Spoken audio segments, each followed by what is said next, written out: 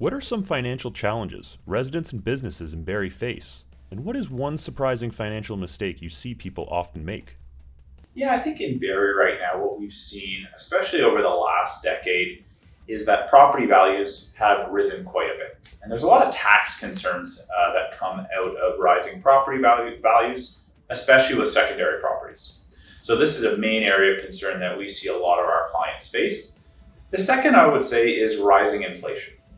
Since COVID, we've seen the price of goods skyrocket, groceries in particular, but hitting a variety of industries. So having enough funds year over year, if you were factoring in, let's say 1.5–2% inflation, you might not be okay over the long term if these rates continue. So I would say rising inflation is another one to watch. And I would say the third is access to very high quality financial planning. What we've often seen from the big banks and the big firms here in Canada is not the same as a tailored approach from an independent firm. And there could be a lot of tax dollars left on the table. So I would say the biggest mistake we see is individuals planning year by year with their taxes and not having a holistic approach and looking at taxes over 3 decades, let's say, where some years you might actually put yourself in a situation to pay more tax, to pay less tax over 3 decades. And often when we do analyses like this, there's savings of hundreds of thousands of dollars in tax by setting up the proper approach for the long term. What is the first step someone should take when starting their financial planning journey? Yeah, I would say the biggest first step is actually just reaching out and making this a priority. I can't count the number of times a client said, oh, I should have done this X number of years ago. I would say the first step is reaching out. The next important thing I would say is look for someone with a specialization in financial planning. Going to the bank and going to see your regular teller, to us, that's not proper financial planning. You want a tax strategy, you want your financial plan, you want everything to be integrated into one and factoring in everything about your life. And you want this plan to look out for the next 30, 40, 50, 60 to the end of days. So what I think is really important is sort of taking that step, finding a really good sort of provider to work with for that financial plan, review it often, and really make sure it factors in all aspects of your life. And tax planning is really one of the most important things to look at. Again, especially with a long time horizon in front of you, is what account should you be using? How much should you be depositing?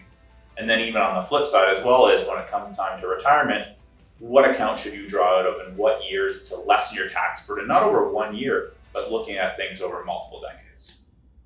Can you recommend some tax-effective financial investment plans for people in Barrie? Yeah, I would say the first one that comes to mind is using the TFSA account effectively. All too often we see these accounts being invested improperly and using for the wrong function related to a client's long-term goals. And this sometimes is seeing a TFSA that was initially intended for the long term, but the client's TFSA looks like a high interest account. So you really want to make sure the TFSA account matches your goals and your risk tolerance and is correctly invested for your goals. Because this account has tremendous effects. It can compound. It's the only account that can grow tax-free and you have zero taxes to be paid. So an account can grow from, let's say, 100,000 to 300,000 with no tax consequences whatsoever. So it's a really interesting account type that we see used incorrectly at a lot of the firms around us. So I would say using the TFSA effectively is one big component. I would say next is having a good mix of non-registered and registered assets. So if you come into retirement and you only have registered assets like RRSPs, group RRSPs, LIRAs, every dollar you take out is taxable to you. If you have a good mix of registered and non-registered, you can really play with the tax and pay less tax overall by having a good optimization. And that might mean taking a little bit of RSPs 1 year, a little bit of non-registered. Other years where you might have big expenses like a new car, maybe you take it from the non-registered and next year go heavier on the RSP. So it allows more flexibility in terms of tax planning by having a good mix of both categories. And the third, as I've said before, is really that holistic approach of looking at taxes not on a year-by-year measure, but over decades. And even looking at, hey, here are my estate goals, here are my beneficiaries, looking at what tax will the next generation pay. in terms of gifting assets as well. So having a really long-term and a holistic lens on taxes to be paid in retirement, I think is critical importance. What inspired you to start a career in the financial services? What has been your greatest achievement in your career so far? Yeah, great question. So in terms of starting my career in financial services, funny enough, while I was studying to be in the industry, I was working as a real estate agent. And I quite liked this profession, and a lot of that similarity to what I liked in real estate ended up being a lot of things that I liked in becoming a financial advisor. Where with real estate, you're working with people, you're helping them accomplish certain goals. What I didn't like about real estate, it was very short-lived. The goals weren't long. You're never working with your families for a very long period of time. So that sort of told me a little bit of what I liked and what I didn't like. So coming into the financial space, I really like the role of being a financial advisor in terms of you can help your families over a very, very long period of time. In fact, with the firm today, we've had some families with us for over 3 decades, and some families span over 20 family members. And we're working with the great-grandparents and also the great-grandkids. So I quite like that space of working with people, helping them accomplish their goals. And from the industry, I know there's a lot of, let's say, bad players where there are some good shops to work with and there's some bad shops to work with. There's high fee providers, there's fair fee providers, there's robo-advisors. So there's a lot out there in the space sort of thing. So I think it's quite important to do your research when you're looking for a financial advisor, making sure their fees are appropriate, you know all the background fees, making sure they have certain accreditations, making sure there's a portfolio manager behind the scenes as well, because you really want that fiduciary protection as well. So I think it's quite important to take your time in choosing a quality financial advisor and make sure they're equipped to help you with their goals.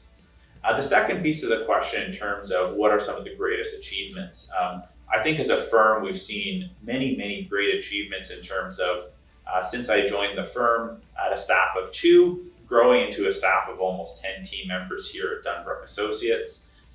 In terms of our size, we've tripled the amount of size in terms of assets under management that we've worked with since I came on board many years back. And then also the notable awards that we've won as a firm. This year in particular, we won Top 50 Financial Advisors by Wealth Professional, which is their biggest award. We've also won Top 50 Advisory Firms by Wealth Professional. And in addition to that, we've 4 times running Best Advisor in Barrie by Community Votes, where our head office is located. And then also top 3 rated as well in both Barrie and Toronto for 3 years in a row. So we couldn't have done this without a fantastic team behind us. So you're only as good as the team behind you. So big kudos to our team here at Dunbrook Associates. We wouldn't have been able to accomplish any of that if it wasn't for them. What are the next big goals for Dunbrook Associates in the coming years? Yeah, great question. Over the last few years, we've spent quite a bit of time and effort and brought in additional resources to really sort of beef up our tax planning side of the business, where our goal is for any client coming on board, we want to help them pay as little tax as possible for the rest of their lives. And this really means advanced and sophisticated tax planning, where we bring on a lot of very unique strategies to help our clients pay as little tax as possible. So this is an area that we want to continue to focus on with our families coming on board. And our goal over the next few years is to continue working with a select group of families here in the Barrie area and in the GTA as a whole. What we don't want to do is sacrifice our service standards. We're very choosy about who we work with and the types of families that we work with to keep on offering a very, very high quality service. So I think in terms of the next few years, what do we want to do? We want to keep this up, keep focusing on advanced tax planning for our families that we work with, and then also offer these services for select families coming on board. How does it feel to be listed on 3BestRated and called best in the business? Yeah, it's obviously great to be recognized for this award, and I think it's really validation to all the hard work that our team has been putting in over the years. So big thank you to our team here at Dunbrook Associates. This award wouldn't have been happened without them. And then also Three Best Rated.